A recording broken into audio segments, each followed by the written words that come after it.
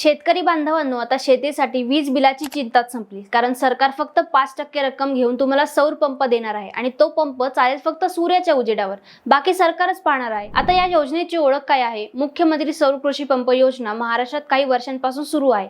यामध्ये शेतकऱ्यांना सोलरवर चालणारे पंप दिले जातात। सरकार पंपाच्या किमतीपैकी 95% रक्कम सबसिडीने भरते आणि शेतकरी फक्त 5% देतो। जे शेतकरी वीज कनेक्शनसाठी वाट पाहतात किंवा डिझेलवर अवलंबून आहेत त्यांच्यासाठी ही योजना विशेष फायदेशीर आहे। आता याचा फायदा काय आहे?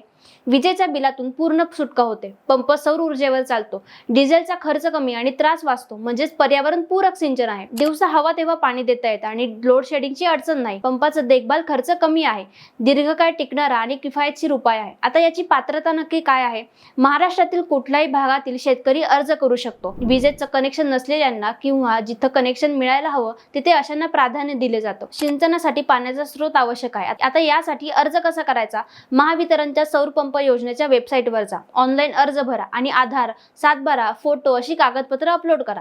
तपासणी झाल्यावर मंजुरी मिळेल आणि तुमच्या शेतात पंप बसवला जाईल। ही योजना म्हणजे शेतीसाठी स्वच्छ, स्वस्त आणि कायमस्वरूपी वीज मिळवण्याचा सर्वोत्तम मार्ग आहे। आजच अर्ज करा आणि शेतीचं गणित बदला।